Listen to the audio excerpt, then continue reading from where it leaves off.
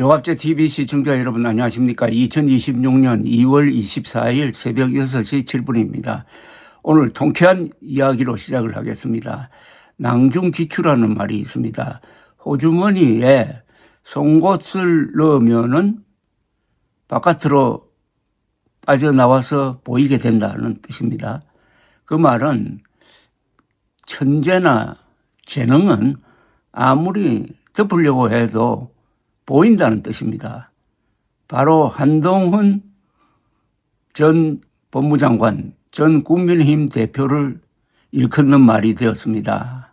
지난 연말에 론스타 소송에서 국제소송에서 대한민국 정부가 이겨가지고 론스타가 외환은행 매각과 관련해가지고 한국 정부가 방해를 했다면서 제기했던 약 7조 원의 배상 소송에서 우리가 이겼습니다. 대한민국이 이겼습니다. 그래서 한동훈 검사, 한동훈 법무장관 시절의 활약으로 국부 약 7조 원을 지켰습니다. 7조 원이면은 큰 기업의 1년 매출액입니다. 검사가 열심히 하면은 돈을 버는 수도 있구나 하는 것을 알게 되었는데 유사한 사건이 또 나왔습니다. 또 오늘 알려졌습니다. 이번에는 엘리엇이라는 국제사모펀드가 한국 정부를 상대로 제기했던 이번에는 한 1,600억 소송에서 처음에는 졌다가 한동훈 법무장관이 항소를 해가지고 결국 이기는 걸로 나와가지고 일단 1,600억 원은 지불하지 않기로 했습니다. 또 1,000억 원 이상의 국부를 한동훈 검사가 지켜냈습니다. 이것은 역시 실력입니다. 사람들이 저보고 한동훈을 왜 지지하느냐, 왜 좋아하느냐라고 물었을 때 제가 항상 하는 이야기가 있습니다. 유능하니까. 무능한 윤석열과 무능한 장동혁과 유능한 한동훈을 비교하면 해보라고. 그리고 요새 진행되는 것은 한동훈과 장동혁의 대결이 아니고 장동혁이 대표하는 윤석열 세력과 한동훈이 대표하는 대한민국의 대결이다. 그럼 내가 어느 편에 서야 되느냐 이렇게 묻기도 하는데 윤석열 때문에 가장 보수가 창피했던 부분이 바로 보수가 무능한 집단으로 몰린 점 아니겠습니까? 그것을 한동훈의 활약으로 그 누명을 상당히 벗게 되었다는 이야기입니다. 또 하나 론스타 때와 또 비슷한 패턴이 하나 있습니다. 법무장관 한동훈이 2023년에 그때 우리가 론스타와 재판을 걸어가지고 처음에는 일단 1심에서는 일단 졌습니다. 여기에 대해서 항소를 하려고 하니까 그때 야당인 민주당 또 민주당을 지지하는 이 언론 지식인들이 일제히 한동훈 당시 법무장관을 공격을 했습니다. 항소해봐야 진다. 그러면은 지연 이자 물어야 된다. 그거 당신 물 거냐 이렇게 이야기했습니다. 엘리오트 사모펀드 관련 사건에서 한동훈 법무장관이 이거는 항소해야 된다고 해가지고 기자들에게 항소해야 될 이유를 설명하는 그 점 해가지고 한겨레 신문 등 당시 민주당 측 세력이 또 한동훈 법무장관을 비판을 하면서 이거 질 게 뻔한데 그럼 또 항소해봤자 지니까 거기에 따른 지연 이자 등 이거 당신 물 거냐 해가지고 공격했던 적이 있습니다. 그런데 오늘 참 한동훈 전 장관으로서는 착잡할 것 같은데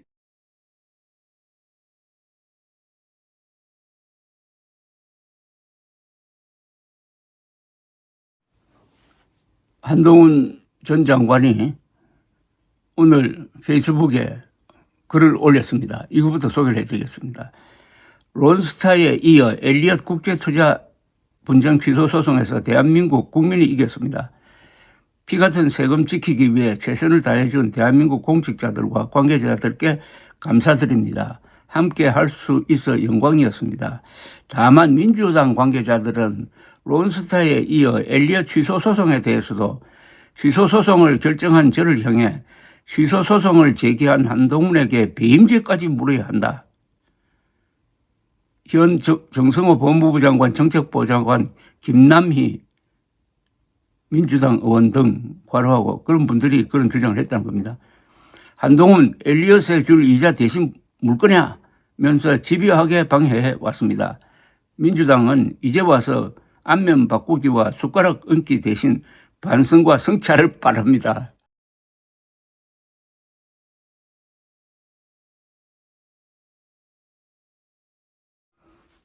시사저널이 이런 제목으로 기사를 썼네요. 정부 엘리엇 상대 1,600억 배상 취소 소송 승소, 한동훈이 시작해 정성호가 끝냈다. 한동훈 법무장관이 항소를 해가지고 재판이 진행되었고 정성호 법무장관 시절에 와서 이겼다라는 표현입니다. 그러니까 정부가 대를 이어서 소송을 잘 진행해가지고 이겼다는 겁니다. 이게 바로 감동적인 스토리 아닙니까? 대를 이어서 앞에 전임자가 한 좋은 일은 후임자가 이어서 해가지고 결국 나라가 이번 경우에는 1,600억 정도의 손실을 막았다는 겁니다. 이 스토리를 제가 소개를 해드리겠습니다. 이게 이 소송, 특히 이게 국제분쟁소송은 용어가 좀 복잡합니다. 그래서 제가 최대한 쉽게 좀 설명을 드리려고 합니다.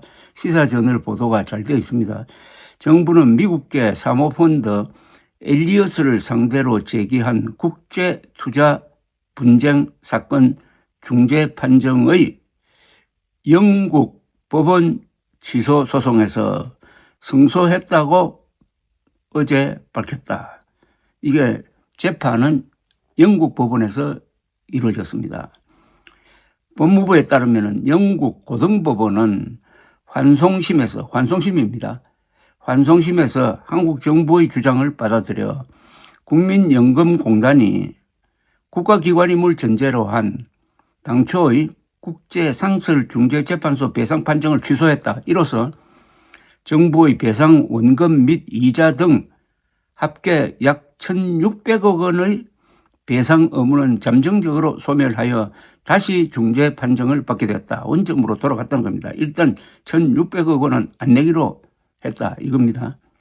앞서 엘리엇 사모펀드는 옛날 삼성물산의 주주로서 반대했던 삼성물산 제일모직간 합병이 성사되자 국민연금공단의 합병 찬성 의결권 행사 등으로 손해를 입었다면서 2018년 7월 12일 한미 자유무역협정에 근거한 분쟁 소송을 제기를 했고 재판소는 엘리엇이 낸 사건을 심리한 끝에 2023년 6월 이때가 윤석열 정부 시절이고 한동훈 법무장관 시절입니다. 2023년 6월 한국 정부가 엘리엇에 690억 원과 지연이자 법률 비용 등 총 1억 782만 달러 약 1,600억 원을 지급하라고 판정했다. 법무부는 한동훈의 법무부입니다. 이 같은 판정에 불복하여 같은 해 7월 취소 소송을 제기했다. 당시 직접 브리핑에 나섰던 한동훈 전 장관은 중재판정부가 한미 FTA상 관할 인정 요건을 잘못 해석하여 이 사건에서 관할을 인정했다며 이는 영국 중재법상 정당한 취소 사유에 해당한다고 설명하고 항소를 결정을 했습니다. 이 말은 뭐냐면은 이 재판부가 국민연금공단을 한국 법상 국가기관은 아니지만은 사실상의 국가기관으로 볼 수 있다는 이유로 국민연금의 의결권 행사에 대한 책임이 정부에 귀속된다고 판단한 데 대해서 이거는 부당하다고 적극적으로 주장했다는 겁니다.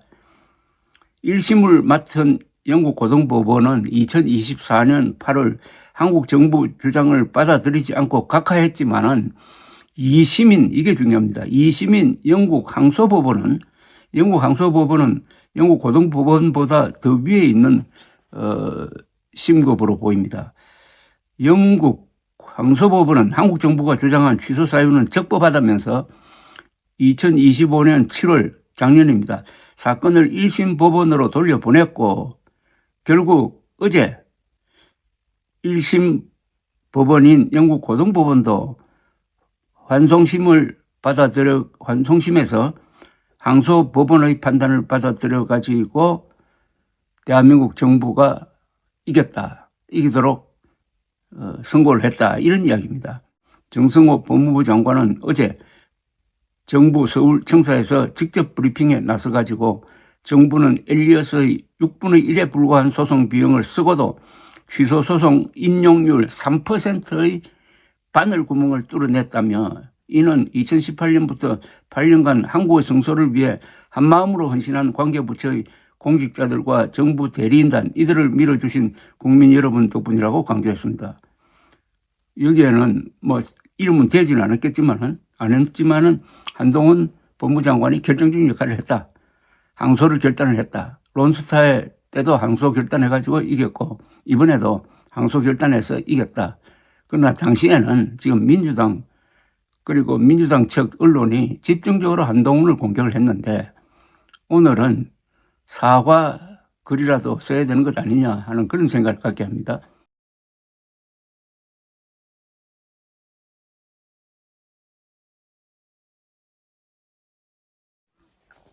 한동훈 전 장관은 조금 전에도 페이스북에 글을 하나 더 올렸습니다.